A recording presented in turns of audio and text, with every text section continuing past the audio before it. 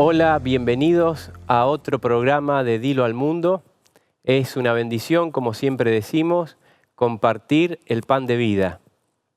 Hoy tenemos un programa que nos ha tocado, que nos parece muy importante, que en primer lugar es para quien lo da, para mí en este caso. Quiero empezar con un salmo de David que expresa muy bien mi necesidad y nuestra necesidad como humanidad. Dice: purifícame con hisopo y seré limpio, lávame y seré más blanco que la nieve, hazme oír gozo y alegría, y se recrearán los huesos que has abatido. Esconde tu rostro de mis pecados y borra todas mis maldades. Crea en mí, oh Dios, un corazón limpio y renueva un espíritu recto dentro de mí. No me eches de delante de ti y no quites de mí tu Santo Espíritu. Vuélveme el gozo de tu salvación y espíritu noble me sustente. Entonces enseñaré a los transgresores tus caminos y los pecadores se convertirán a ti. Bueno, siempre me cuesta no emocionarme con esto porque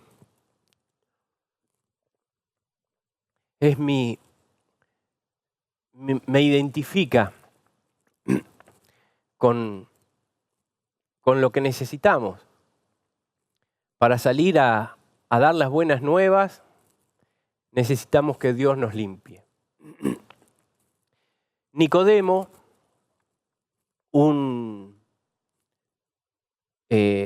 una persona inteligente, una persona buena, una persona querida, una persona con un cargo muy importante, se sentía atraído a Jesús y en cierta forma también sentía la necesidad vehemente de ir a Jesús. Pero él, que ocupaba un cargo como sería parecido a lo que sería la Corte Suprema de Justicia de nuestro país, ir a un Galileo que estaba contra el orden existente, que no era reconocido por las autoridades de su tiempo, sino que era mirado como un disidente, era mirado con desprecio y con miedo.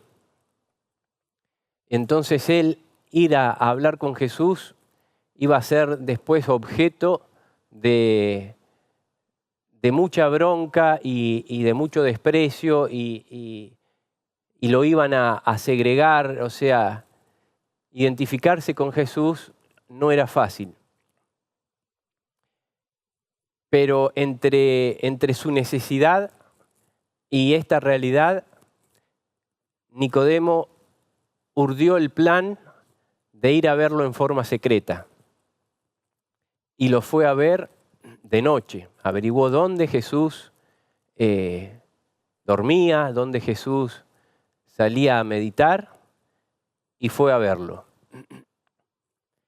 Bueno, es interesantísima la historia de Nicodemo, quizás la desarrollemos más plenamente en otro programa, pero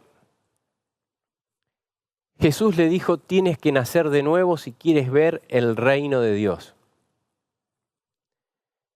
Y Nicodemo, después de plantearse interrogantes ante esta aseveración de Jesús tan necesaria para él, pero que no entendía, le dijo sencillamente: ¿y cómo puede hacerse esto? Tienes que nacer del agua y del espíritu, porque lo que es nacido de carne, carne es. ¿Y cómo puede hacerse esto? Es la pregunta que nos identifica a los que queremos ser cambiados por Jesús, a los que queremos tener una nueva vida. Y muchas veces no No lo conseguimos en nuestra humanidad pecaminosa y débil. Jesús sin rodeos le dijo: como la serpiente fue levantada por Moisés en el desierto, así es necesario que el Hijo del Hombre sea levantado. Esta era una historia que Nicodemo conocía, era familiar, era un doctor de la ley. Pero aún no terminaba de entender lo que Jesús le estaba diciendo.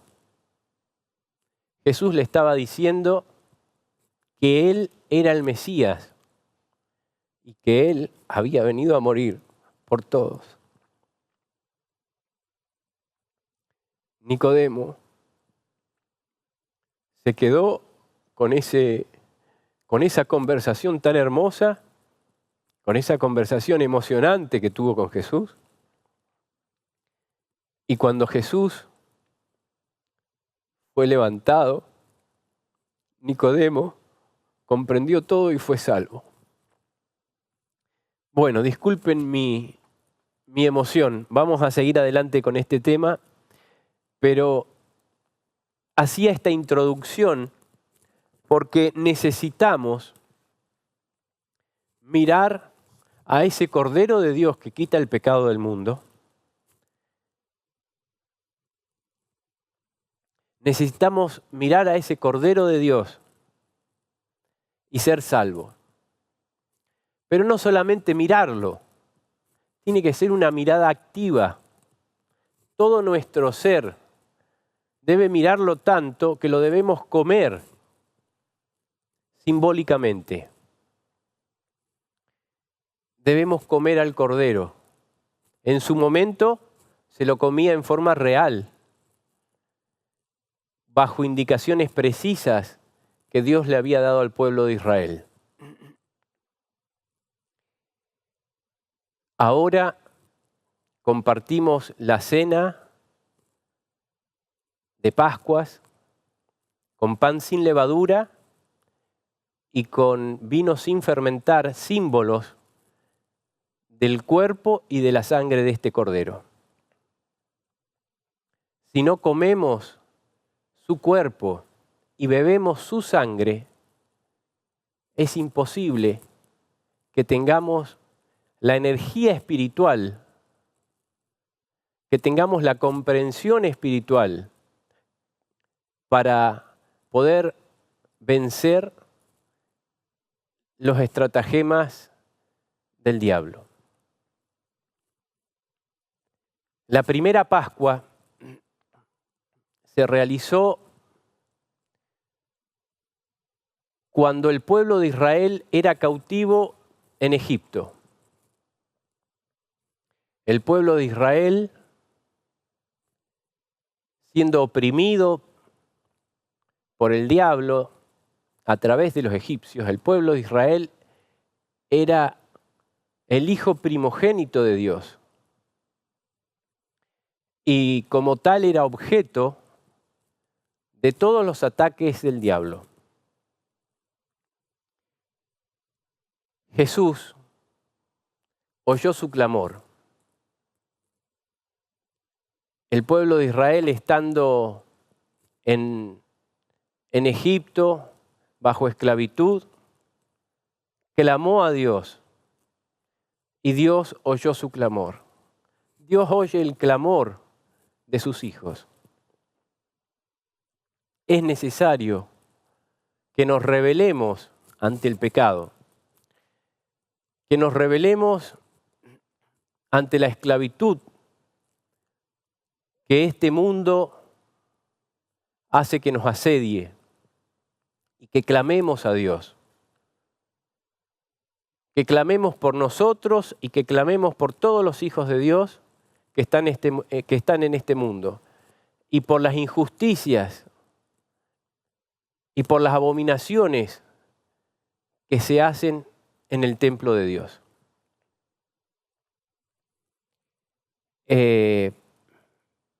Dios llamó a Moisés y le dijo: vas a ser comisionado para ir en mi nombre, para representarme y para liberar en mi nombre al pueblo de Israel. Lo mandó al faraón con el mensaje: Israel es mi hijo, es mi primogénito y necesito que lo liberes. Si no lo liberas, para que venga al desierto y me adore, voy a matar a tu hijo, a tu primogénito. La advertencia fue clara y simple. El faraón, el orgulloso faraón, el poderoso faraón, le dijo: ¿y quién es Dios? No lo conozco. Tampoco voy a ceder a ninguna de tus pretensiones.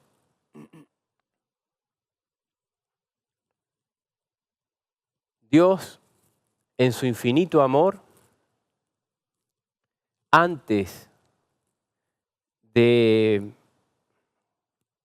ejecutar su sentencia,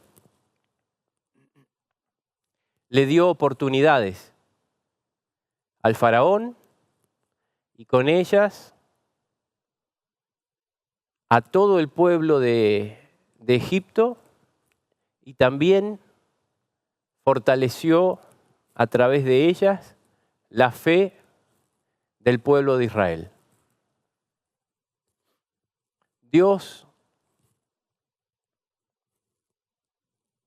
cuando clamamos, cuando llega el momento, Dios actúa.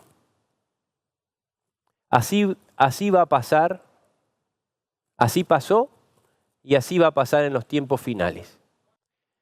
Dios oye el clamor de su pueblo y en el momento indicado actúa.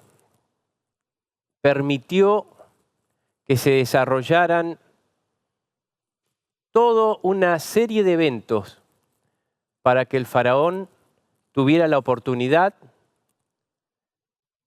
de ver quién es el Dios del universo y el dueño de este mundo, el dueño de la naturaleza y el dueño de todo poder. También esto le sirvió al pueblo egipcio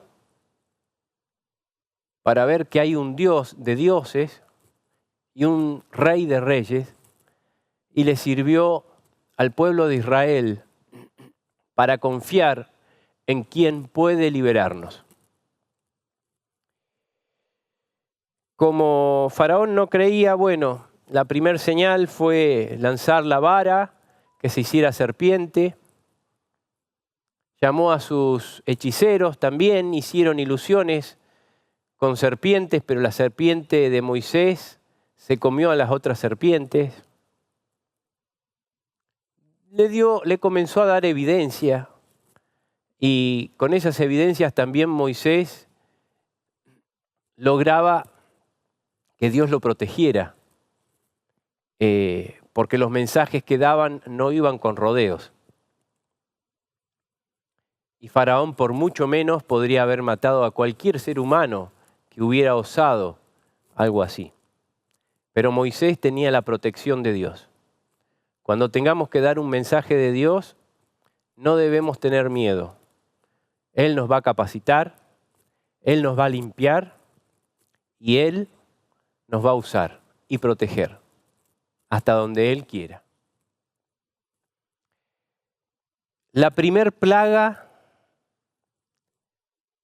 que Dios en su misericordia derramó sobre Egipto fue la sangre. El río se convirtió en sangre, los lagos se convirtieron en sangre, las fuentes de agua en general se convirtieron en sangre. Todo se convirtió en sangre. Los peces murieron. Para tomar agua tenían que hacer pozos y de allí sacaban agua para tomar, pero estaban todas las fuentes de agua normales convertidas en sangre. El faraón trató de que sus hechiceros hicieran milagros o revirtieran esto y no pudieron revertirlo. Pero hicieron la ilusión de convertir en sangre algún recipiente con agua. Después de esto, en las siguientes plagas, los hechiceros ya no tuvieron mucho más que hacer. La siguiente plaga fue la de las ranas. Ranas por todos lados. Ranas en todos lados. En el trono del faraón, en la cama del faraón, en el plato del faraón, en la mesa del faraón, en la casa de su equipo de asesores y gobernantes, en las casas de los hechiceros y en todo el pueblo. Rana como nunca las hubo. Después Dios retiraba la plaga, el faraón lo llamaba a Moisés para pedirle por favor que retire la plaga. Dios en su misericordia retiraba la plaga, pero no había caso. El corazón del faraón respondía directamente a Satanás. Se había endurecido. Vino una nueva plaga de piojos, cual nunca los hubo. Plagas cual nunca las hubieron. Piojos en humanos y en animales. Piojos a mansalva. Era pasta de piojos, con todo lo que ello implica. Después de quitar esta plaga y que Faraón endureciera nuevamente, Dios mandó la plaga de moscas. A ver si estoy bien. Moscas por toda la tierra y moscas de toda clase. Ahora, hay una particularidad que es necesario resaltar. No había moscas en la tierra de Gosén donde estaba su pueblo. Lo mismo pasó con las demás plagas. Después de las moscas, Dios mandó una plaga a todo el ganado. Vacas, ovejas, cabras, asnos y asnas, a todo tipo de ganado de Egipto. Murieron todos los animales. Solamente esta plaga no dañó al pueblo de Dios.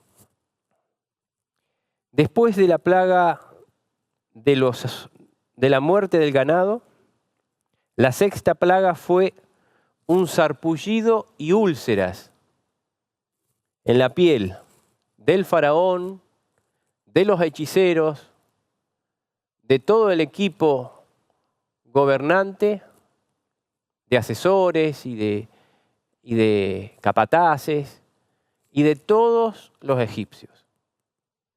Pero preservaba a su pueblo de estos daños. Después de las úlceras, granizo y fuego. Que si había quedado algún animal que por alguna razón hubiese sido protegido o lo que fuera, fue muerto por granizo y fuego. Si algún ser humano estaba expuesto a la intemperie, también fue muerto por granizo, cual nunca lo hubo, en daño, en tamaño, en cantidad. Granizo y fuego, se dice que fue la plaga. No solamente hizo daño a algún animal que hubiera quedado y a hombres que estuvieran en la intemperie, sino también arruinó las cosechas. Estaba la cosecha de la cebada y del lino, y la arruinó totalmente. Pero el faraón no aflojaba. Somos duros los seres humanos cuando endurecemos nuestro corazón. No hay nada que nos pueda que nos puede hacer ir para atrás. Por eso Dios finalmente va a tener que eliminar a los que no cedan a sus tiernos mensajes de amor y a los que no cedan a sus advertencias, como pasó en este momento. Después de esto vino una plaga de langostas. Las langostas comieron los demás sembradíos como árboles de frutas y comieron el centeno y creo que el trigo, si mal no recuerdo, que no fueron tan dañados por la piedra porque eran más tardíos por el granizo, pero se lo terminaron de comer las langostas. O sea que no quedó animales ni quedó producción agrícola.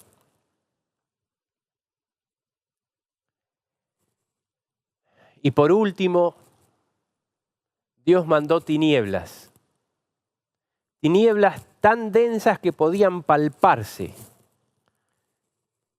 Tinieblas cuan nunca hubieron.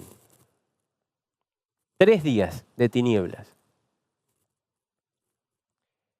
Y el faraón tampoco cedió. Dios ya sabía que no iba a ceder, pero necesitaba darle oportunidad, no solo a él, sino a todo el pueblo de los egipcios y al pueblo de los israelitas, mostrarle su poder de liberación. Es aquí cuando Moisés transmitió mensajes precisos de Dios al pueblo. Les dijo cuándo iban a ser liberados. Les dijo el momento preciso en que serían liberados. Y les dijo que se preparen. Que se preparen porque iba a venir el ángel destructor a eliminar a todos los primogénitos.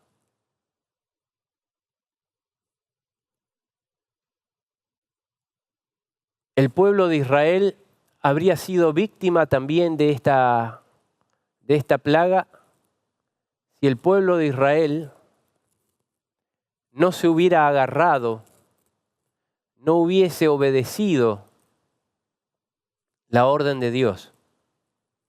Si el pueblo de Israel no hubiera creído en el Cordero de Dios que quita los pecados del mundo. Por los pecados del pueblo iban a morir todos los primogénitos.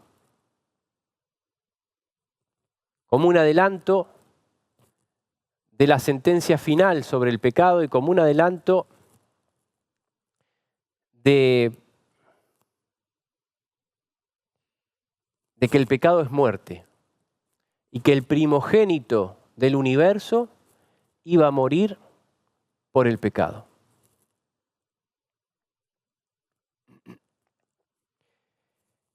El pueblo de Israel tuvo que prepararse. ¿Qué indicaciones les dio Dios? No sale todo un pueblo de miles y miles de personas de un momento para otro. Hay que prepararse. Cuando yo salí de Santa Rosa, La Pampa, y me vine como misionero para acá, no es algo de salir de hoy para mañana. Uno tiene un trabajo, uno tiene una casa, uno tiene bienes, en aquel momento tenían animales, debían prepararlo todo, su ropa, todo debían tenerlo listo. Y Dios les dijo, el 14 es el día. Deben matar a un corderito con su sangre, símbolo de la sangre de Jesús. Deben con un hisopo poner en el dintel de los postes de su puerta. Deben entrar todos a la casa. Deben preparar pan sin levadura y jugo de uva sin fermentar. El cordero debe estar aderezado con hierbas amargas. No se debe romper ninguno de sus huesos, porque era un símbolo del sacrificio de Jesús, en quien no se iba a romper ninguno de sus huesos. El cordero debía ser sin mancha. Dios les dio todas las indicaciones precisas. Antes de obtener la libertad, los siervos debían demostrar fe en la gran liberación que estaba a punto de realizarse. Debían poner la señal de la sangre sobre sus casas y ellos y sus familias debían separarse de los egipcios. Separarse de los egipcios. Esta idea también la trabajamos en el programa anterior, donde Dios dice: sepárense del mundo y yo os recibiré. Separarse de los egipcios y reunirse dentro de sus propias moradas. Si los israelitas hubieran menospreciado en lo más mínimo las instrucciones que se les dieron, si no hubieran separado a sus hijos de los egipcios, si hubieran dado muerte al cordero, pero no hubieran rociado los postes con la sangre, o hubieran salido algunos fuera de sus casas, no habrían estado seguros. Podrían haber creído honradamente que habían hecho todo lo necesario, pero su sinceridad no los habría salvado. Aquellos que hubiesen dejado de cumplir las instrucciones del Señor habrían perdido su primogénito por obra del destructor. El dibujo no tiene buena calidad, pero de alguna manera grafica. Debían juntarse toda la familia, y si para una familia el cordero iba a sobrar, debían juntarse con su familia vecina y entonces hacer esto entre el pueblo de Dios, entre las familias, pero dentro de casa, habiendo cumplido estrictamente con el rito. ¿Y cómo debían comer? No podían estar relajados, no podían estar pensando en cualquier cosa. Debían estar con reverencia, conscientes, concentrados en lo que Dios iba a hacer. Las hierbas amargas significaban la amargura de la esclavitud, especialmente la amargura del pecado. El cordero, que por nosotros había sido muerto, simbolizaba al Cordero de Dios, a Jesús. Dios quería que fuera tan gráfico para que todos comprendieran, para que explicaran a sus hijos en qué consistía el plan de salvación. Debían comer parados, con su cayado en la mano, con sus pies calzados, con su ropa ya puesta para salir al desierto.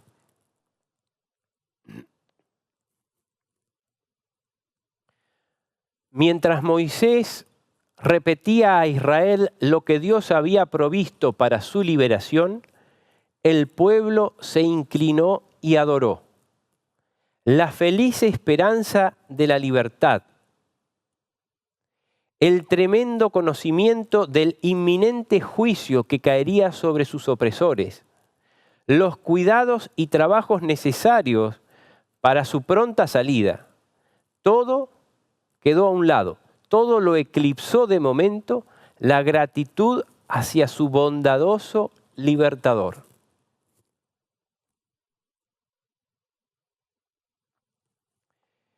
Dios es Dios de dioses. Dios no es tomado por sorpresa por nada de lo que le pase a su pueblo.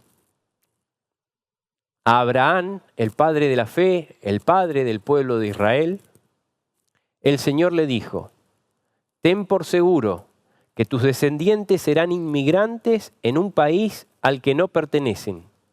Serán esclavos de la gente de ese país y serán tratados cruelmente por 400 años. Pero yo juzgaré a esta nación en la que ellos servirán, y después tus descendientes saldrán libres con grandes riquezas. Y contra esta palabra se empeñó en vano todo el poder del orgulloso imperio de los faraones. En el mismo día señalado por la promesa divina, salieron todos los ejércitos de Jehová de la tierra de Egipto. Sus viejitos, sus niñitos, todos estuvieron en condición de salir. En un solo día, esa misma noche, a la medianoche, a las 12 de la noche, pasó el ángel exterminador. Y el clamor, cual nunca lo hubo, de los egipcios, se sintió inmediatamente. Murieron todos los hijos de los egipcios. Hubo algunos egipcios que reconocieron a Dios y que le pidieron al pueblo de Israel, con el cual ya venían simpatizando y respetando, que les dieran cabida en sus casas, que ellos querían seguir al Dios vivo. Y fueron aceptados. Fueron hechos pueblo de Dios. Y también fueron eximidos de esta calamidad. Pero el pueblo egipcio en general recibió esta terrible calamidad. Inmediatamente el faraón lo mandó a llamar a Moisés y le dijo que se fueran. El temor que los había embargado era terrible. Que se fueran inmediatamente. Dios ya sabía cómo se iban a desenvolver las cosas y el pueblo estaba listo para irse. No hacía falta ya prácticamente ningún preparativo. Ya el pueblo de Dios se había venido preparando. Una cosa también que esto merece que lo vean en el deseado de todas las gentes, en Cristo nuestro Salvador, son libros de Elena G. de White, en los distintos registros bíblicos, porque siempre se pasan detalles cuando uno quiere contar estas historias. Una de las órdenes que se le dio al pueblo de Israel en estos días previos que estaban preparando su salida, es que cada israelita, cada familia israelita le dijera a sus vecinos egipcios: necesitamos que nos den oro y alhajas. Hemos trabajado para ustedes. Bueno, las excusas, no las sé. La orden de Dios había sido en que cada familia pidiera a las familias egipcias oro, plata, alhajas, piedras preciosas. Y Dios le dio la gracia delante de estas familias para que ellas voluntariamente entregaran estos elementos valiosos. Así fue que, llegado el momento preciso, tal cual Dios lo había profetizado a Abraham y tal cual Dios le había indicado minuciosamente a Moisés, salieron todas las huestes de Israel en ese mismo día. Así también fue determinada en el concilio celestial la hora en que Cristo había de venir, y cuando el reloj del tiempo marcó aquella hora, Jesús nació en Belén. Esta placa es parte del anterior tema que dimos, pero también es parte de este. El Cordero simbolizaba al verdadero Cordero de Dios que quita el pecado del mundo. Mediante estos símbolos, mediante estos ritos, Dios quería que el pueblo de Israel se hiciera carne de su salvación, que el pueblo de Israel esperara al único que los podía salvar.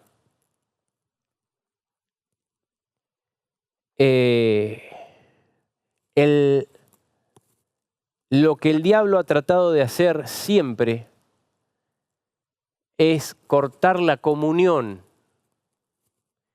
del pueblo de Dios con su Dios. Lo que ha buscado es oprimirnos, lo que ha buscado es distraernos, lo que ha buscado es darnos comodidades, todas las cosas habidas y por haber, para cortar de nuestra mente el cable que nos comunica con Dios. Esto lo debemos tener en claro porque sin ser parte, sin tener fe en las cosas que Dios va a hacer por nosotros y actuar en consecuencia, somos salvos por Dios. Es imposible que nos salvemos a nosotros mismos. Pero como consecuencia de haber recibido la salvación de Dios, tenemos que mostrar nuestra fe por nuestras obras.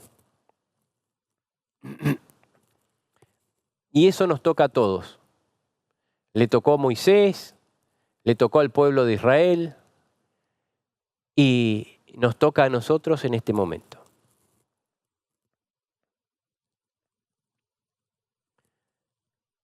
Pasó el tiempo. En un momento, Daniel,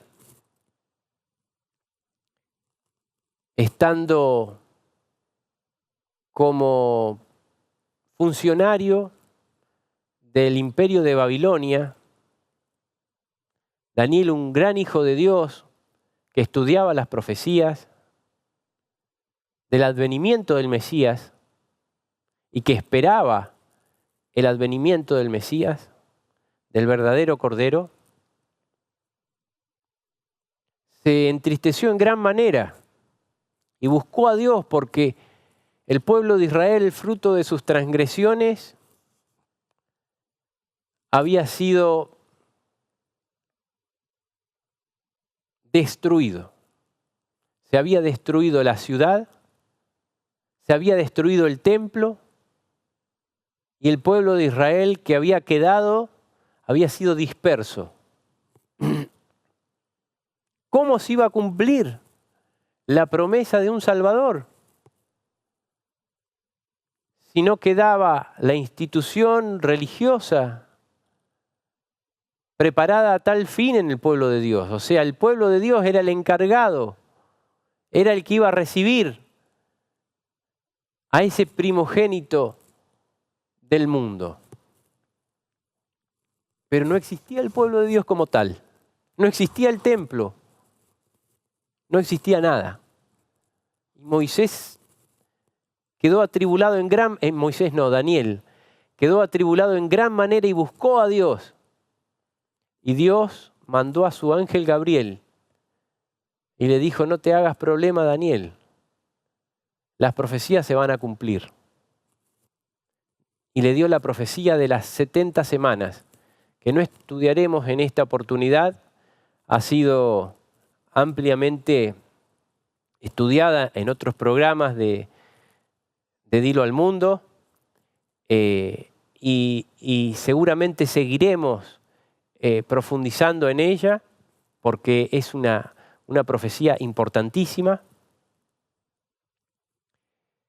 Pero en esta profecía Dios le mostró a Daniel que se reedificaría Jerusalén,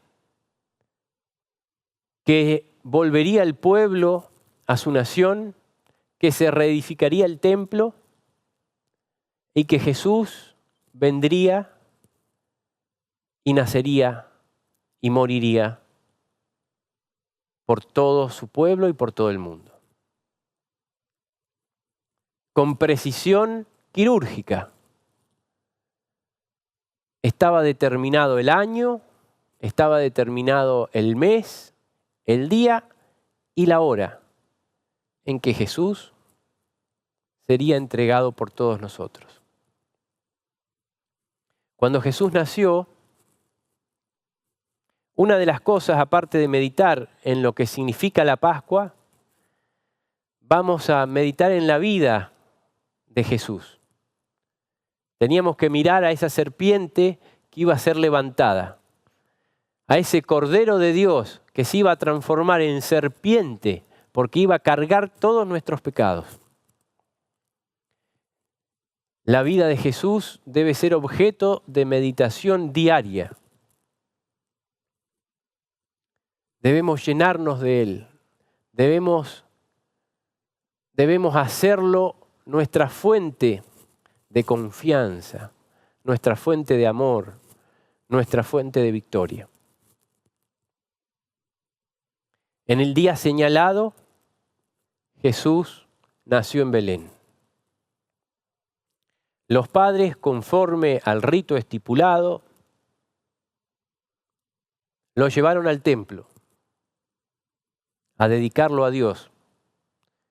Todos los primogénitos debían ser dedicados especialmente a Dios. Símbolo de ese primogénito de la humanidad. Y uno de ellos iba a ser el Mesías. El sacerdote tomaba en sus brazos al niño traído al templo y le alzaba ante el altar. De este modo dedicaba solemnemente al niño a Dios. Después escribía su nombre en el rollo o libro que contenía los nombres de los primogénitos de Israel. Asimismo, todos los que sean salvos por la sangre de Cristo tendrán sus nombres escritos en el libro de la vida. O sea, el escribir los nombres de los primogénitos en el libro era un símbolo de cómo Dios tiene en el cielo escritos los nombres de todos los que seremos salvos. Los salvos, como el pueblo de Israel en su momento, el pueblo de Dios en nuestro tiempo, somos el primogénito de Dios. Primogénito de Dios quiere decir lo principal, el hijo principal de Dios. En las humildes personas de José y María, el sacerdote no notó nada extraordinario. No era más que miembro de la clase trabajadora de Galilea. En el niño Jesús no vio más que una tierna criatura. No se imaginó aquel sacerdote que tenía en sus brazos al Salvador del mundo, al sumo sacerdote celestial, al sumo sacerdote del santuario celestial. Sin embargo, bien hubiera podido saberlo, porque si hubiese sido obediente a la palabra de Dios, el Señor se lo hubiera revelado. Y he aquí, había en Jerusalén un hombre llamado Simeón, y este hombre, justo y piadoso, esperaba la consolación de Israel, y el Espíritu Santo estaba sobre él. Y le había sido revelado por el Espíritu Santo que no vería la muerte antes que viese al unigénito del Señor. Y movido por el Espíritu, vino al templo.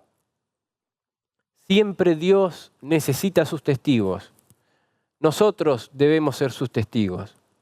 El sacerdote del templo no lo reconoció a Jesús, pero siempre debe haber quienes lo puedan reconocer. Es prueba y contraprueba. Si este hombre humilde llamado Simeón lo pudo reconocer, si este hombre humilde pudo ser llevado al templo en el momento preciso, si este hombre humilde pudo recibir las revelaciones de que vería al Salvador antes de morir, el sacerdote con mucho más razón podría haberse dado cuenta y haberle dado los honores que merecía este niñito de nuestra salvación.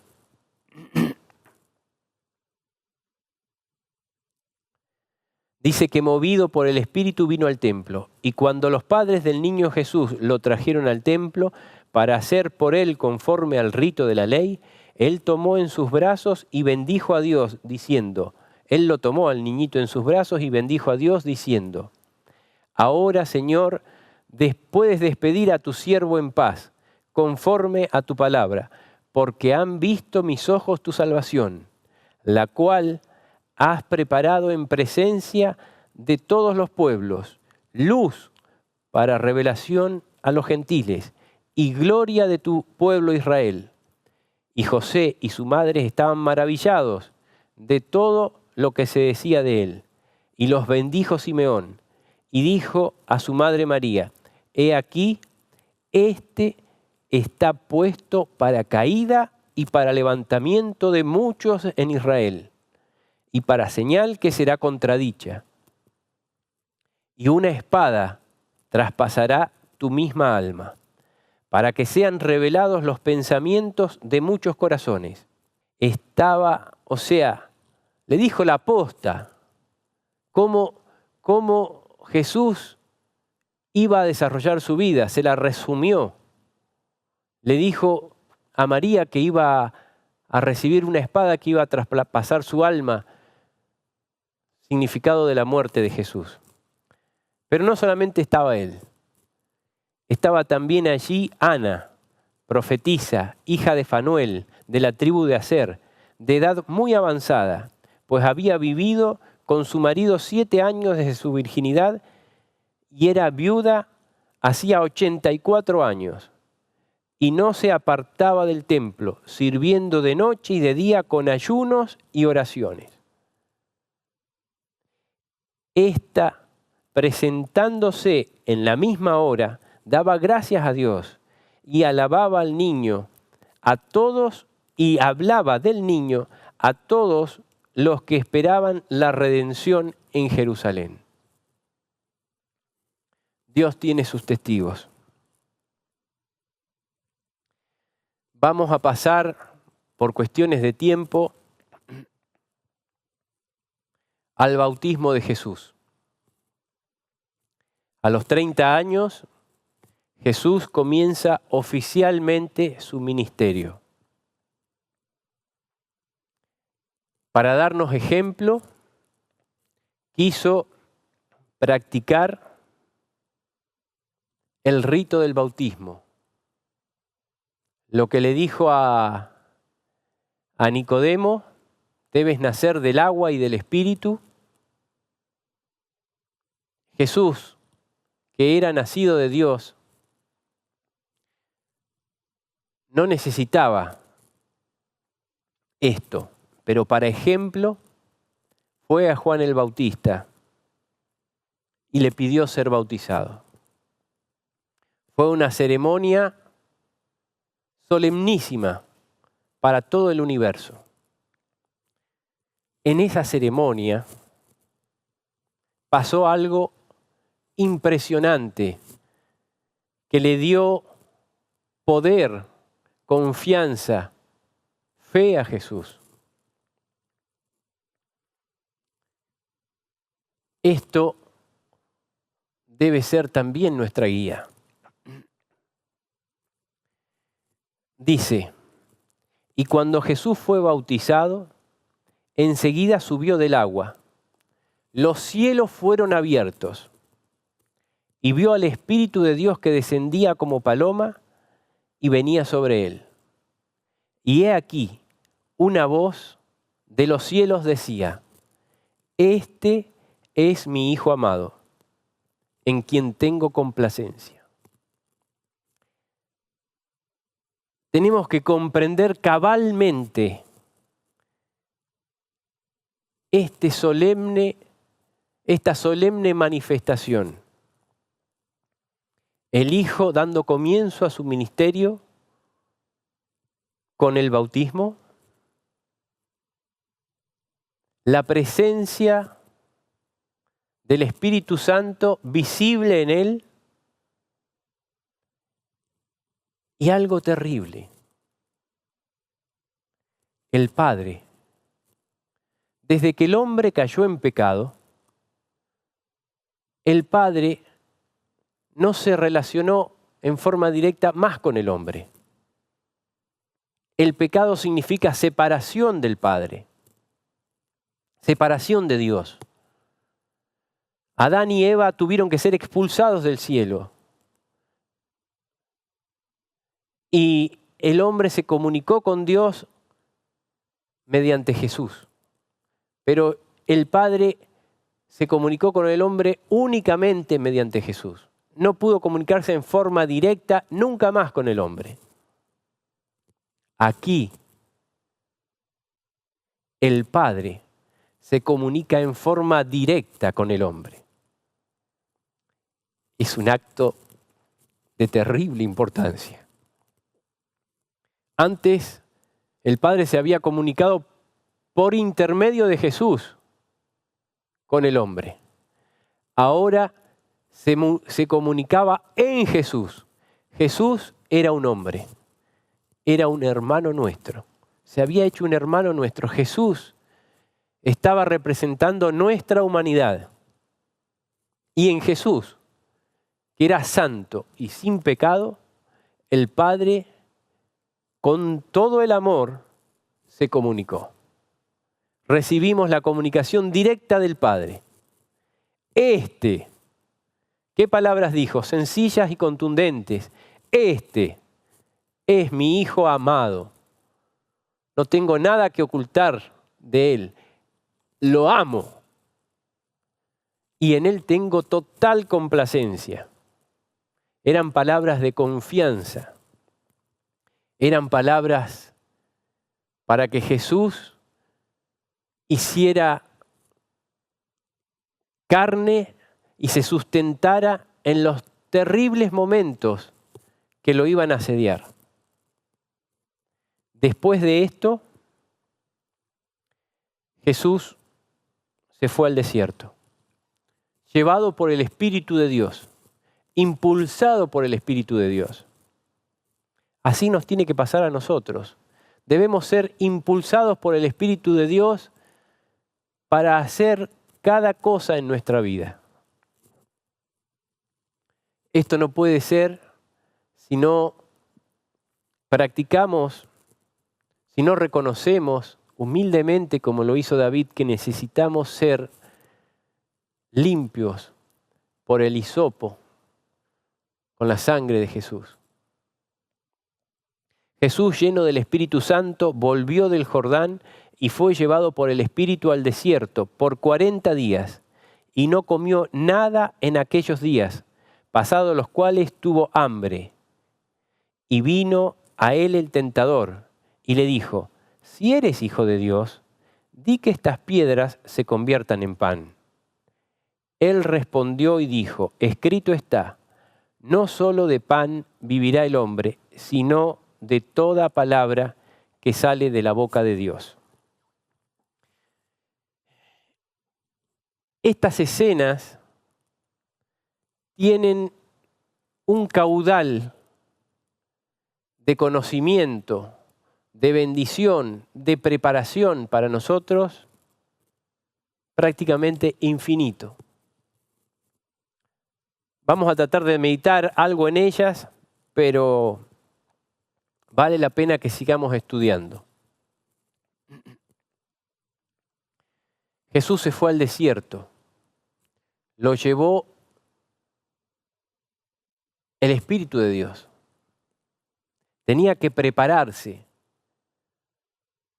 para derrotar a las huestes del mal. Tenía que prepararse para, en la forma de la débil humanidad, arrostrar el oprobio de aquellos a quienes Él mismo vino a salvar, el oprobio de su propio pueblo, de sus propios hijos. Adán cayó por la comida. Adán cayó por el apetito. Adán cayó por una tentación relacionada al alimento. Jesús debía empezar venciendo donde Adán cayó. Pero había una diferencia abismal entre el hombre Adán, recién salido de las manos del Creador, sin tendencia al pecado, con una virilidad, con unas posibilidades de pensamiento, de educación, de fortaleza, incomparables a Jesús, que si bien no tenía tendencia al pecado, había tomado sobre sí el cuerpo de una humanidad que traía las consecuencias de 4000 años de pecado. Jesús tuvo un cuerpo débil como el de nosotros. Si Él no hubiera estado en nuestro lugar, si Él hubiera tenido alguna ventaja respecto a nosotros, no podría salvarnos. No podría ser nuestro ejemplo moral. No podría comprendernos. El diablo había dicho que la ley de Dios no se podía guardar, que el ser humano era imposible que guardara la ley de Dios y que el ser humano, al caer en pecado, lo había elegido. Y al haber esclavizado al ser humano con el pecado, mediante el ser humano gobernaba el mundo. Jesús vino para deshacer, para contradecir esto, para quitar ese ensalmo del diablo sobre el ser humano.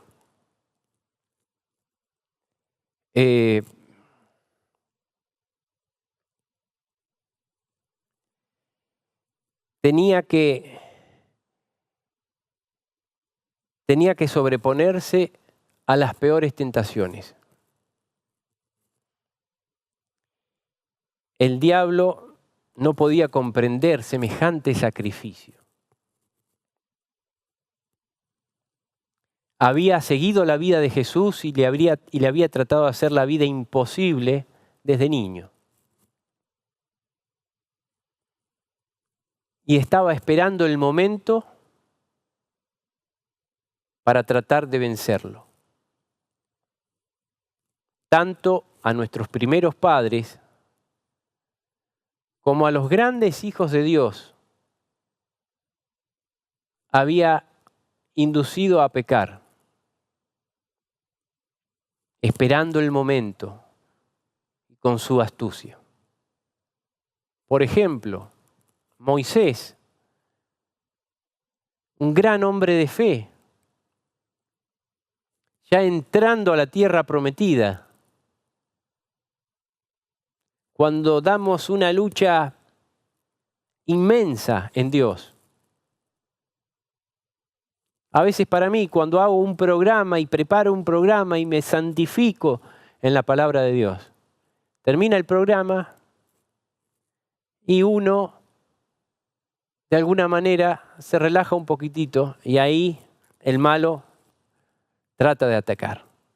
A Moisés ya estaba entrando en la tierra prometida. Había tenido una vida de sumisión y de victoria, de sumisión a Dios y de victoria en Dios. Y lo hizo pecar. Un pecado gravísimo por ser contra el símbolo, contra el mensaje que simbolizaba a Jesús. en el principal de Israel. Pero Dios lo salvó. Moisés tenía un Salvador. Ahora Jesús era el Salvador. Si Jesús caía, no había otra cosa.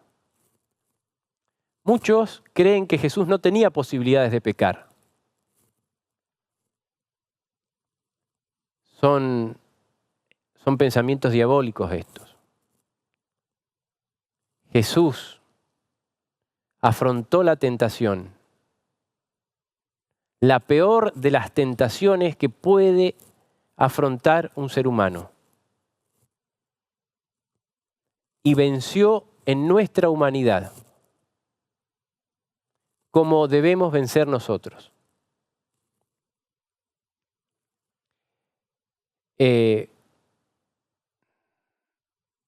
Jesús, después de estar en el desierto 40 días, tuvo un hambre vehemente. 40 días sin comer, mentalizándose para desarrollar su ministerio. Mentalizándose comiendo la palabra de Dios, no la comida humana. Y tuvo hambre vehemente.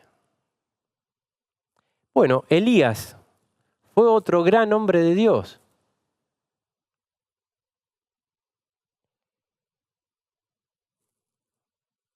Dios se mostró de una forma impresionante a través de él.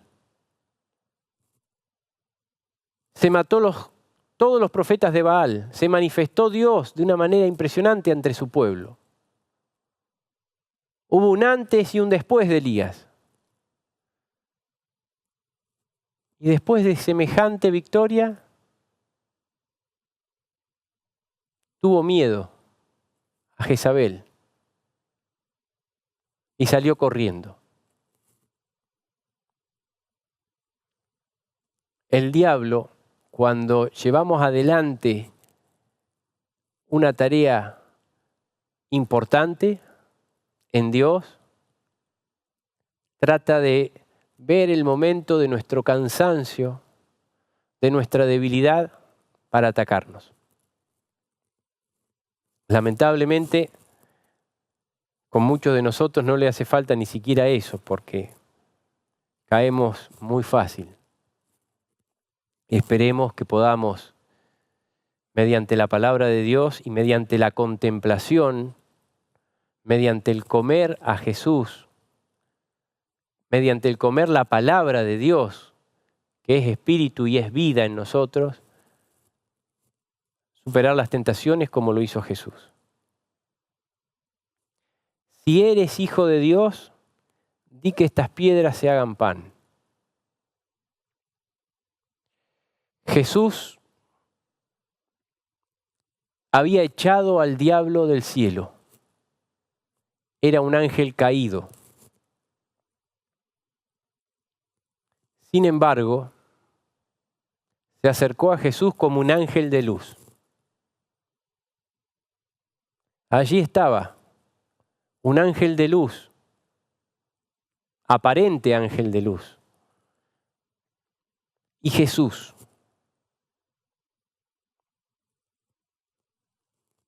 demacrado, debilitado, fue algo que el diablo no quiso encargarle a ninguno de sus demonios, ni a todos ellos juntos. Quiso hacerlo en persona, porque sabía que acá se jugaba la derrota final o la victoria final.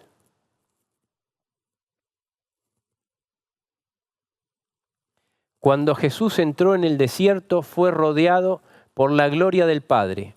Absorto en la comunión con Dios, se sintió elevado por encima de las debilidades humanas, pero la gloria se apartó de él y quedó solo para luchar con la tentación.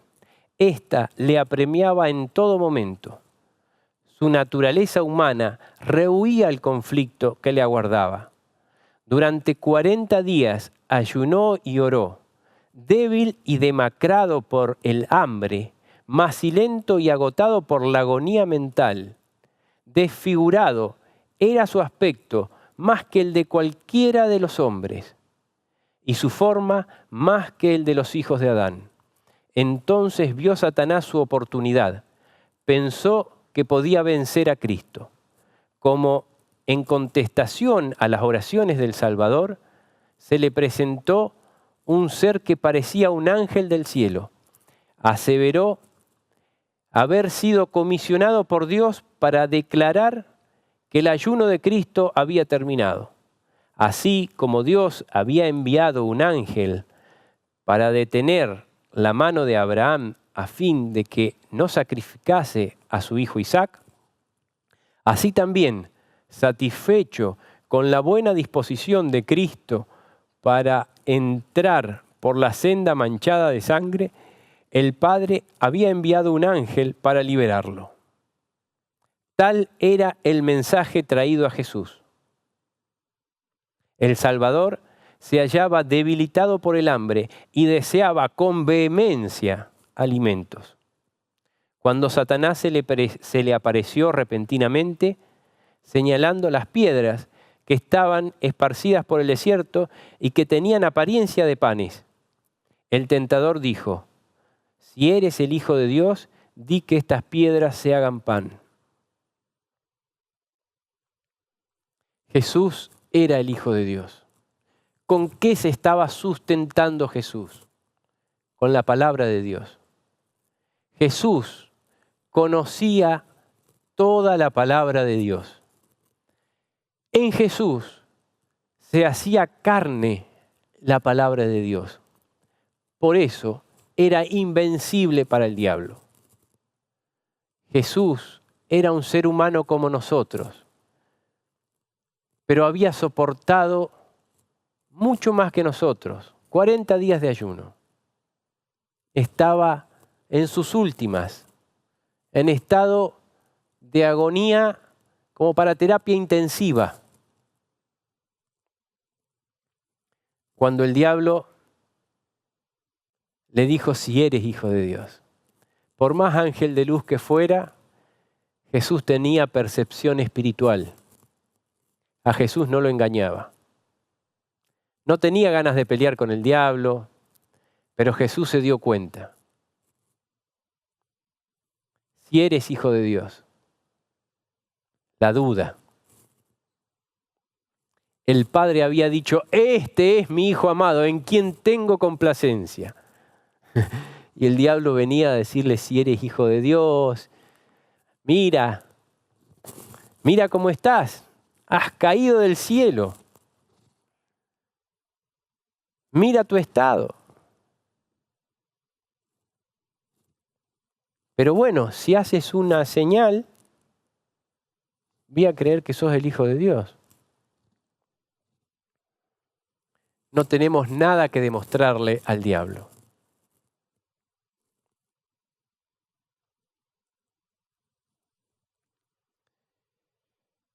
No podemos graficar ese momento. No podemos graficar el rostro de Jesús, tal cual. Pero humanamente aquí han hecho una representación y se lo ve a Jesús con esas características. Desde ya que este no es Jesús, ¿no es cierto? Es simplemente graficarnos cómo un hijo de la humanidad estaba dando la lucha que había que dar por amor a todos nosotros y en el amor del Padre. Siempre tenemos que tener en cuenta esto. Este es mi Hijo amado en quien tengo complacencia. Si nosotros estamos en Dios, si nosotros estamos en Jesús, somos su Hijo amado, somos su primogénito, por los cuales Dios hará todo por nosotros. No tenemos que dudar, por más que estemos presos, por más que estemos oprimidos, por más que no tengamos alimento. Tenemos que esperar en Dios. Las palabras de Jesús, Cristo repitió las palabras que más de 14 siglos antes había dicho a Israel. Acordarte has de todo el camino por donde te he traído. Acordarte has de todo el camino por donde te ha traído Jehová, tu Dios, estos 40 años en el desierto, y te afligió e hízote tener hambre, y te sustentó con maná, comida que no conocías tú. Tus padres que no conocías tú ni tus padres la habían conocido, para hacerte saber que el hombre no vivirá solo de pan, mas de todo lo que sale de la boca de Jehová vivirá el hombre. En el desierto, cuando todos los medios de sustento se habían agotado, Dios envió a su pueblo maná del cielo, y esto en una provisión suficiente y constante. Dicha provisión había de enseñarles que mientras confiasen en Dios y anduviesen en sus caminos, Él no los abandonaría. El Salvador puso ahora en práctica la lección que había enseñado en Israel. Cuando el Salvador enseñó esa lección en Israel, estaba como príncipe del cielo en el trono de su Padre. Ahora la había aprendido como ser humano. La palabra de Dios había dado socorro a la hueste hebrea, y la misma palabra se lo daría también a Jesús. Esperó el tiempo en que Dios había de traerle alivio. Se hallaba en el desierto en obediencia a Dios y no iba a obtener alimentos siguiendo las sugestiones de Satanás. En presencia del universo atestiguó que es menor calamidad sufrir lo que venga que apartarse en un ápice de la voluntad de Dios. Esto para Jesús fue morir antes que morir. Fue terrible. Fue algo peor que la muerte, lo que venció aquí Jesús. Muchas veces el que sigue a Cristo se ve colocado en donde no puede servir a Dios y llevar adelante sus empresas mundanales. Tal vez le parezca que la obediencia a algún claro requerimiento de Dios le privará de sus medios de sostén. Satanás quisiera hacerle creer que debe sacrificar las convicciones de su conciencia, pero lo único en que podemos confiar en este mundo es la palabra de Dios.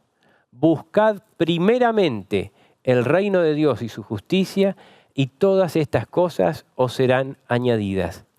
Aún en esta vida no puede beneficiarnos el apartarnos de la voluntad de nuestro Padre Celestial. Cuando aprendamos a conocer el poder de su palabra, no seguiremos las sugestiones de Satanás para obtener alimento o, así sea, salvarnos la vida. Lo único que preguntaremos será: ¿cuál es la orden de Dios? ¿Y cuál es su promesa? Conociéndolas, obedeceremos la primera y confiaremos en la segunda. ¿Cuál es la orden de Dios? Lo debemos tener muy claro y debemos estar preparados para cumplirla. ¿Y cuál es su promesa? Obediencia y confianza. Obediencia a su palabra y confianza en su promesa. ¿Cuánto nos hace falta Y no podemos seguir divagando en el desierto toda la vida. Tenemos que cruzar el desierto de la tentación hasta ser sellados por Dios, hasta ser preparados por Dios. Muchas veces, quizás hemos estado a punto de ser sellados y venimos y pecamos.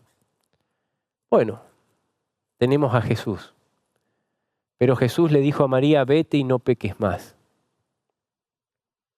Debe llegar el momento en que no tenemos que pecar más. Y esto lo conseguiremos mediante el Cordero de Dios, comiendo y bebiendo del Cordero de Dios. Satanás vio que debía vencer o ser vencido. Los resultados del conflicto significaban demasiado para ser confiados a sus ángeles confederados. Debía dirigir personalmente la guerra. Todas las energías de la apostasía se unieron contra el Hijo de Dios. Cristo fue hecho el blanco de toda arma del infierno. Muchos consideran este conflicto entre Cristo y Satanás como si no tuviese importancia para su propia vida. Y para ellos tiene poco interés. Pero esta controversia se repite en el dominio de todo corazón humano. Nunca sale uno de las filas del mal para entrar en el servicio de Dios sin arrostrar los asaltos de Satanás. Las seducciones que Cristo resistió son las mismas que nosotros encontramos tan difíciles de resistir. Les fueron infligidas en un grado tanto mayor cuanto más elevado es su carácter que el nuestro. Llevando sobre sí el terrible peso de los pecados del mundo, Cristo resistió la prueba del apetito, del amor al mundo y del amor a la ostentación que conduce a la presunción. Estas fueron las tentaciones que vencieron a Adán y Eva y que tan fácil nos vencen a nosotros. El apetito y las pasiones de este mundo vienen de la mano. Ahora entramos con otra parte del tema, y es cuando Jesús se encaminaba ya para su muerte. Se encaminaba para ser el verdadero Cordero. Mientras Cristo tomaba parte en el servicio pascual, tenía ante su mente la escena de su supremo sacrificio. Estaba ya como a la sombra de la cruz. Ya había desarrollado su ministerio en este mundo. Eran los últimos momentos. La angustia le oprimía el corazón. ¿Por qué la angustia? Sabía cuán terrible era lo que le esperaba. Sabía cuán crueles e ingratos se mostrarían para con él aquellos a quienes él había venido a salvar. Mas no pensaba en su propio dolor, sino en la suerte de los que iban a perder la vida eterna por haber rechazado a su Salvador. Pero lo que predominaba en su mente era el solícito cuidado por sus discípulos. Amaba a sus discípulos, eran su especial tesoro. Sabía que después que hubieran pasado sus propios padecimientos, los padecimientos de Cristo, que iban a significar un terrible chasco para los discípulos, después que hubiesen pasado sus propios padecimientos, quedarían solos para luchar en el mundo. Tenía mucho que decirles, que sostendría sus corazones cuando Él ya no estuviera. Y para hablarles de estas cosas, había esperado la última reunión antes de su muerte.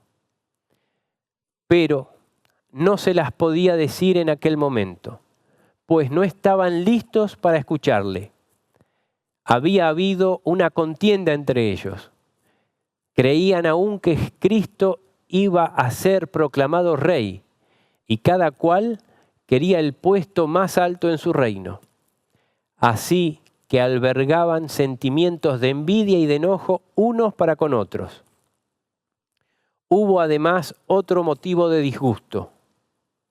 En cada fiesta era costumbre que un siervo lavara los pies de los huéspedes, y en aquella ocasión se habían hecho los preparativos para ello: el cántaro de agua, la palangana y la toalla. Todo estaba listo para el lavamiento de los pies, pero como no había criado, a los discípulos les tocaba hacerlo. Cada uno de ellos se negaba a ser sirviente de sus hermanos. Ninguno estaba dispuesto a lavar los pies de los demás. Así se sentaron a la mesa, en silencio, con sus disputas, con su orgullo, disgustados. Y el Salvador, que quería hablar sus palabras más sentidas para prepararlos para lo que venía. Ya estaba todo listo. En su infinito saber, Jesús le dijo a Pedro que fuera a la ciudad, que se iba a encontrar con un hombre que llevaba un cántaro con agua, que lo siguiera y que entrara en la casa junto con él, hablara con el dueño de casa y le dijera de parte del Salvador que necesitaba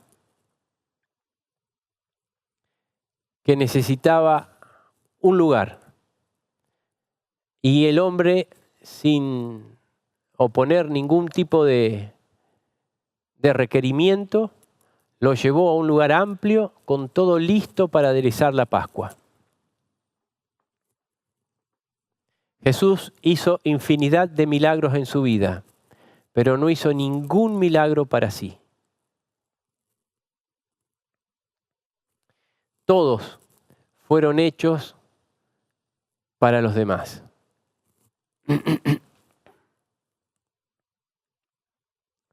Allí estaban los discípulos, con su mente ocupada por las miserias de este mundo. Y Jesús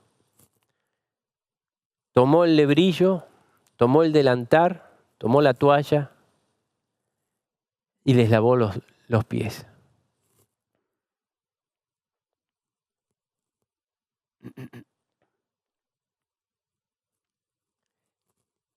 Jesús esperó un rato para ver lo que harían. Entonces se levantó de la mesa, se ciñó con la toalla, echó agua en la palangana y comenzó a lavar los pies de los discípulos. La contienda de estos le abrumaba, mas no los reprendió con palabras ásperas. Demostró su amor haciéndose siervo de sus propios discípulos.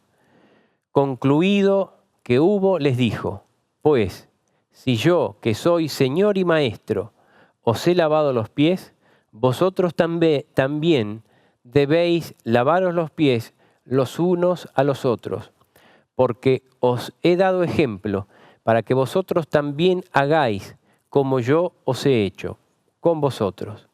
De este modo, Jesús les enseñó que debían ayudarse unos a otros, en vez de buscar para sí el puesto más encumbrado.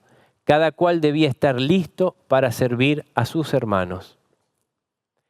Ahí Jesús instituye este rito de humildad, diciéndoles que como Él había hecho, debíamos hacer. Y este rito debe significar el estar dispuestos a ayudarnos entre nosotros sin buscar la preeminencia. El Salvador vino al mundo a trabajar por los demás. Vino con el fin de ayudar y salvar a los necesitados y pecadores. Y quiere que nosotros hagamos lo mismo. Jesús es un especialista en salvar. Los discípulos estaban avergonzados de su envidia y egoísmo. Cómo Jesús cambió su corazón Pasaron de estar con envidia y egoísmo a estar avergonzados de su envidia y egoísmo. Sus corazones que no podían recibir la palabra de Jesús, se llenaron de amor a su maestro y a sus hermanos, entre ellos. Estuvieron entonces en condición de prestar atención a las enseñanzas de Cristo. Mientras estaban aún en la mesa, Jesús tomó pan y dio gracias. Luego lo partió y lo entregó a los discípulos diciendo: esto es mi cuerpo, que por vosotros es dado. Haced esto en memoria de mí. Había un antes y un después de la Pascua en ese momento.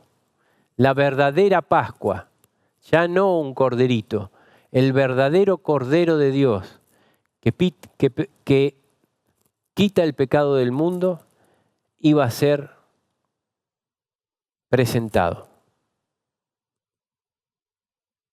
Tomó asimismo la copa. Ahora ya no debíamos matar más al Cordero. El símbolo se encontraría con su significado. ¿Qué debíamos hacer en adelante? ¿Cómo celebramos la Pascua ahora? Mediante la Santa Cena. Tomó asimismo la copa también, después que hubieron cenado, diciendo: esta copa es el nuevo pacto en mi sangre, la cual es derramada por vosotros. La Biblia dice: porque cuantas veces comiereis este pan y bebiereis esta copa, proclamáis la muerte del Señor. ¿Hasta cuándo? Hasta que Él venga. El pan y el vino representan el cuerpo y la sangre de Cristo. Así como el pan fue partido y vertido el vino, así también el cuerpo de Cristo fue quebrantado en la cruz y la sangre derramada para salvarnos de la muerte eterna. Confesamos que creemos esto cuando comemos el pan y bebemos el vino. Manifestamos que nos arrepentimos de nuestros pecados y que recibimos a Cristo como nuestro Salvador. Pero no debe ser un rito formal. Un rito formal de nada nos sería de provecho. El diablo siempre quiso que los ritos que Dios nos da para hacer tomar conciencia, para conectarse con nosotros, para que practiquemos, para que veamos la verdad que Él quiere darnos y la hagamos carne, se transformen en simples ritos mecánicos que no nos servirían de nada. Cristo dijo: si no comiereis la carne del Hijo del Hombre y bebiereis su sangre, no tendréis vida en vosotros. El que come mi carne y bebe mi sangre, tiene vida eterna. Y para explicar lo que quería decir, agregó: las palabras que os he hablado son espíritu y son vida. En otro momento habló de no como vuestros padres, ahí mismo, no como vuestros padres comieron el maná, sino esta palabra es de vida eterna. No como vuestros padres comieron el maná y murieron, sino con la palabra de Dios obtendríamos la vida eterna.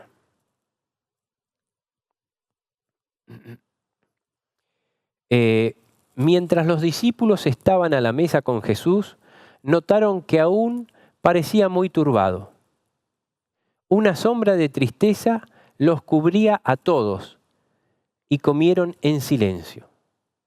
O sea, ya se había desvanecido el tema de las disputas, el mal espíritu que había dejado en ellos el orgullo. Pero todavía había algo que tenía ensombrecido a Jesús y que no lo dejaba expresarse con ellos de manera íntima. Una sombra de tristeza los cubría a todos y comieron en silencio. Finalmente Jesús les dijo: en verdad os digo que uno de vosotros me va a entregar.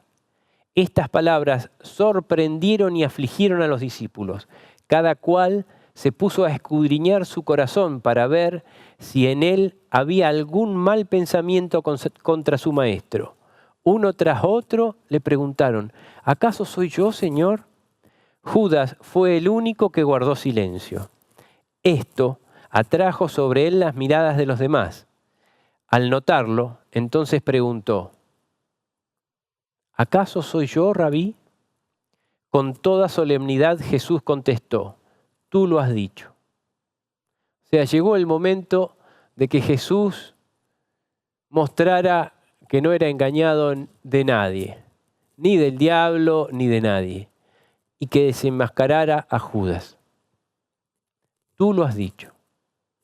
Jesús había lavado los pies de Judas, mas esto no le inspiró amor hacia el Salvador.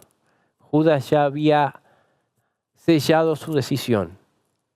Se enojó al ver a Cristo desempeñar la tarea de un criado. Comprendió entonces que Cristo no sería proclamado rey y se sintió tanto más resuelto a entregarle. Ni siquiera cuando comprendió que su propósito era conocido por el Señor, sintió temor. Lleno de enojo salió apresuradamente del aposento para llevar a cabo su perverso plan. La salida de Judas fue un alivio para todos los presentes.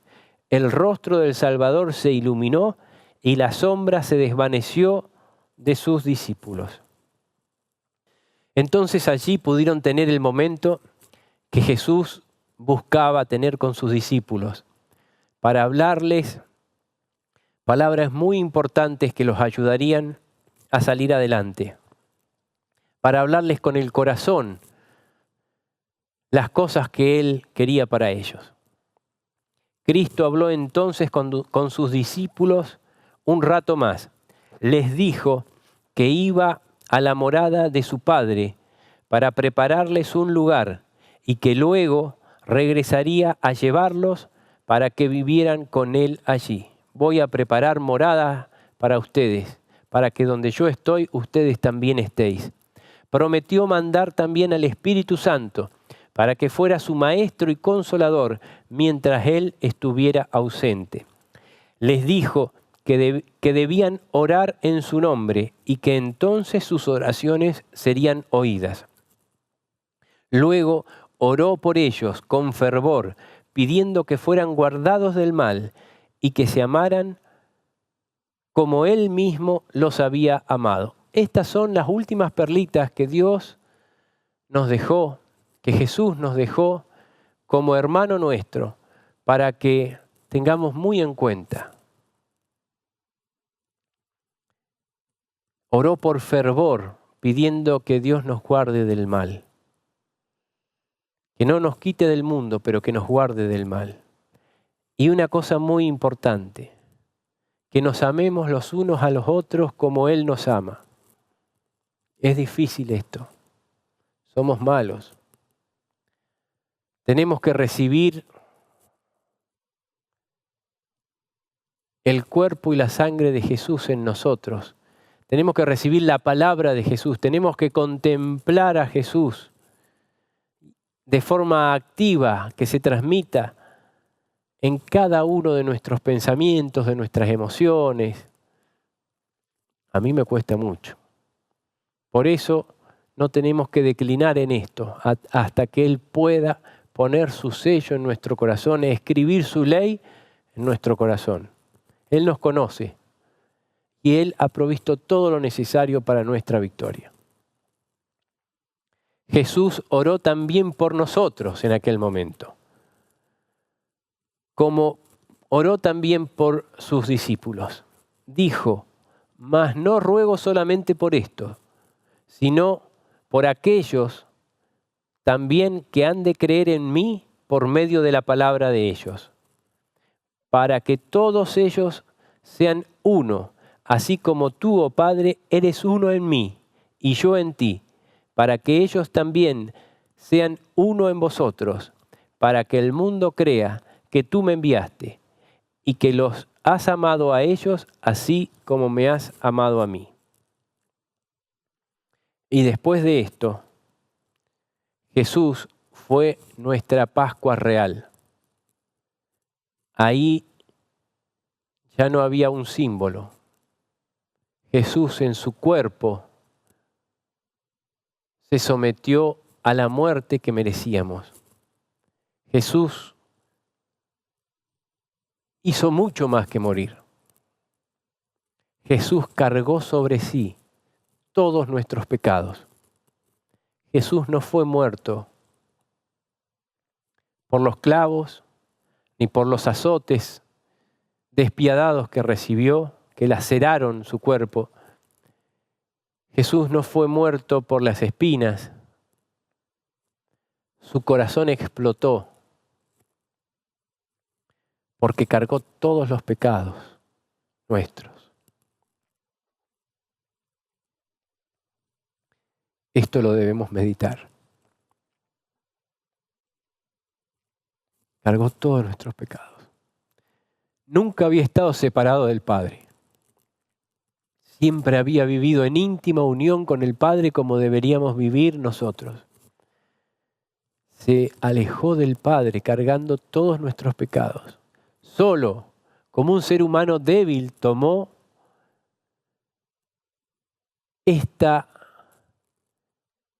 hasta las heces, dice, la copa de nuestras transgresiones. Era lo peor que le podía pasar a ese hombre santo que nunca pecó. Se vio alejado del Padre y consumó su sacrificio. Los seguidores de Cristo deben participar de su experiencia, deben recibir y asimilar la palabra de Dios para que se convierta en el poder que ilumine su vida y sus acciones. Mediante el poder de Cristo deben ser transformados a su imagen y deben reflejar los atributos divinos. Deben comer la carne y beber la sangre del Hijo de Dios, o no habrá vida en ellos. El Espíritu y la obra de Cristo deben convertirse en el Espíritu y la obra de sus discípulos. Para esto tenemos que velar y orar. Para esto tenemos que velar y orar para no entrar en tentación.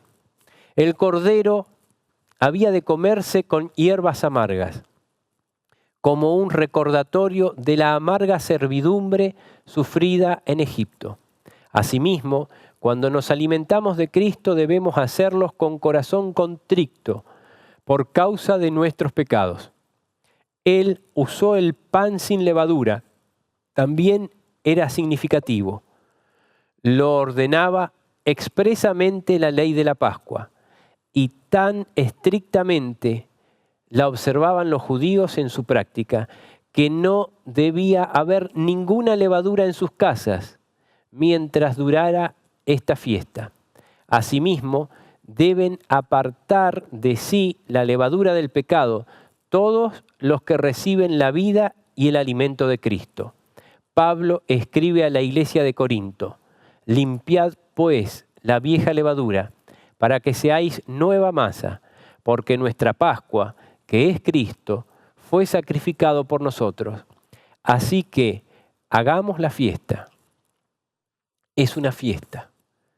La Pascua es una fiesta que debemos festejar con conciencia, con las hierbas amargas, pero también con regocijo. Y habiendo apartado la vieja levadura, la levadura de malicia y de maldad, y ser convertidos en panes ácimos de verdad y de justicia.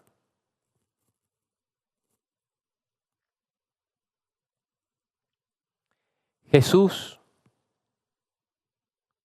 Pascua real. Pascua real cuando se entregó por nosotros como un humilde siervo. Y Pascua real cuando nos viene a buscar muy, pero muy pronto, como Rey de Reyes y Señor de señores. Seguimos practicando no la misma Pascua del pueblo de Israel, sino la Pascua de la Santa Cena, del rito de humildad, esperando en nuestra Pascua real que festejaremos con nuestro Salvador. Cuando los que honran la ley de Dios hayan sido privados de la protección de las leyes humanas, empezará en varios países un movimiento simultáneo para destruirlos. Conforme vaya acercándose el tiempo señalado en el decreto en que el pueblo de Dios queda desprotegido de las leyes humanas, el pueblo conspirará, o sea, el pueblo de los que no aceptan a Dios, conspirará para extirpar la secta aborrecida. Se convendrá en dar una noche el golpe decisivo que reducirá completamente al silencio la voz disidente y reprensora. El pueblo de Dios, algunos en las celdas de las cárceles, otros escondidos en ignorados escondrijos de bosques y montañas, invocarán aún la protección divina, mientras que por todas partes compañías de hombres armados, instigados por legiones de ángeles malos, se disponen a emprender la obra de muerte. Entonces, en la hora de su supremo apuro, es cuando el Dios de Israel intervendrá para librar a sus escogidos. El Señor dice: vosotros tendréis canción, como en noche que se celebra Pascua, y alegría de corazón, como el que va al monte de Jehová, al fuerte de Israel. Y Jehová hará oír su voz potente, y hará ver el descender de su brazo con furor de rostro, y llama de fuego consumidor, con dispersión, con avenida y piedra de granizo. Y paralizará todo intento y todo plan. Ya ahí Jesús se manifiesta su ley, manifiesta su protección hacia su pueblo, y no hay arma que pueda ser empuñada contra nosotros. Gracias a Dios por Jesús, que es nuestra Pascua, que es nuestra liberación. Gracias a Dios por todo, por su palabra que es viva y eficaz para darnos la fuerza que necesitamos. Me ha faltado mucho para decir, porque es imposible en un programa meter tanta riqueza de conocimiento que hay en la palabra de Dios y en Elena G. de White. Concluimos: toda promesa de la palabra de Dios nos pertenece. Hemos de vivir de toda palabra que sale de la boca de Dios.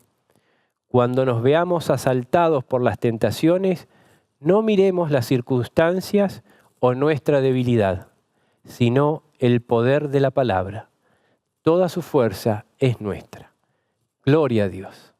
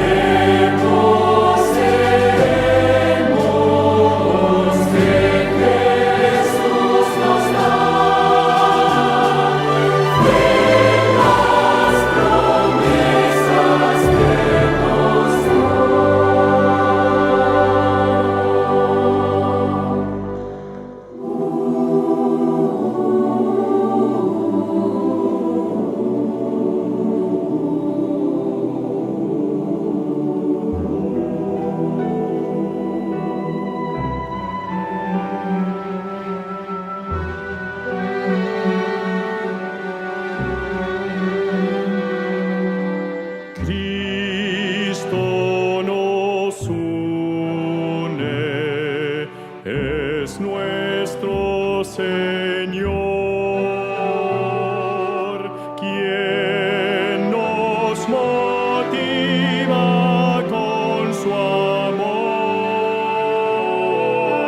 Nuestra esperanza es fe en su bondad, que Él muy pronto, sí, Él muy pronto,